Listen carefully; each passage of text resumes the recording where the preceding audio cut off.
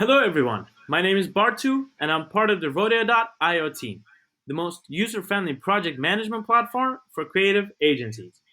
In this video, I'll explain everything about invoices.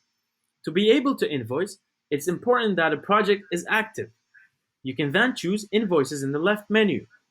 I'll start again by explaining the buttons on this page.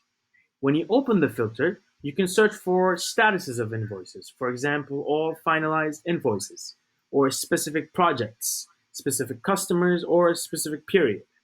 In addition, you can use the quick search filter to retrieve everything by client, invoice number, or project name.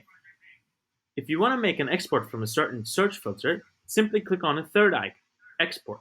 You can make an export to Excel or CSV with all the information related to the incoming invoices. You also have the option to change the layout and change the sort order. When you have the visual representation, you can also see the log of the invoice. This way, you can see when the draft was created, finalized, and sent. At the top, you see the amount of unpaid invoices, including tax. When your invoices have been paid in your financial administration, you can mark them as paid in Rodeo, and this amount will change. We also have the option of setting a periodic invoice schedule. I'll cover this in another video.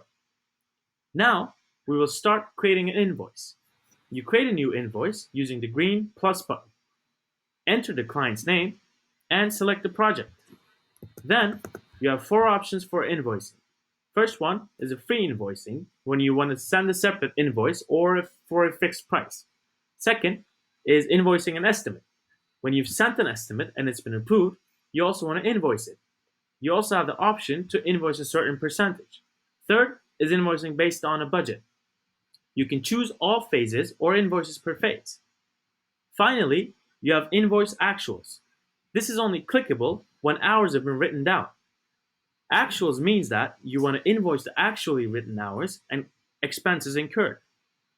In this video, I'll show you how to invoice based on an approved estimate. Click on Estimates and select the estimate. You have the option to enter a percentage.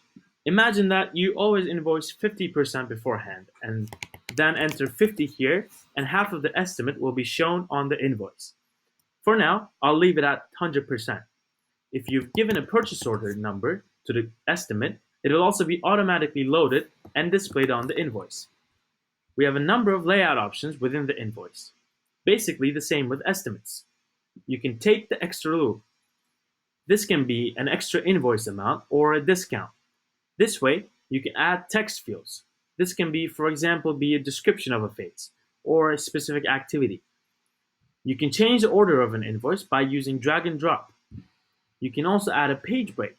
This way, you can determine the layout and the page separation of the invoice yourself. With the button above, you can change the layout view of the invoice to total prices. This way, the hours and the rates are not displayed. In addition, you have the option to add an intro text. This is a text that you see above the invoice.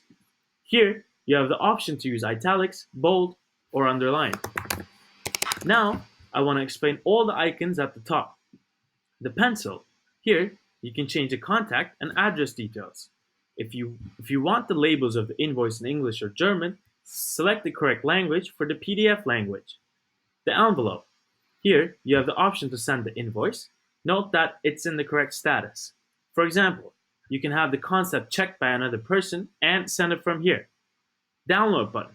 When you click on that, you will see a preview of your invoice. This is always a good thing to do before you make the invoice final. If anything else is changed, you can easily do it here. Through the green Make Final button, invoice becomes finalized, and for verification, you will see the contact person, the billing address, and the payment date. In the next step, you'll see that an invoice number has been generated. The invoice is now also forwarded to the address that you've entered for links under your settings. This is often the address of your digital mailbox from your financial administration. You can choose to download the invoice and send it through your own email, or click on the envelope and send the invoice from Rodeo. The advantage of this is that you see the invoice on the timeline and exactly when, by whom, and to whom the estimate was sent to. You can still edit the email template and send it at the top right. Now you see a green button. When the invoice has been paid in your financial administration, you can click on the green thumb in Rodeo. Then, the invoice is marked as paid. If the invoice has been created incorrectly, you can create a credit invoice in Rodeo. How do you do that? When you're in your invoice overview, you can move your mouse over the invoice that you want to credit, then click on the three dots, make a credit invoice, and follow the next steps. The amount ensures that the balance is equal again. Now you can create a correct invoice. When I click on the project name, I go directly to the project to see all the information about the invoices on the timeline. This way, you always have full control over what's been invoiced. Thank you for your time. We know that time is important to you. That's why we want you to save more time with your administration by using Rodeo.io. If you have any questions, feel free to ask them through our chat button.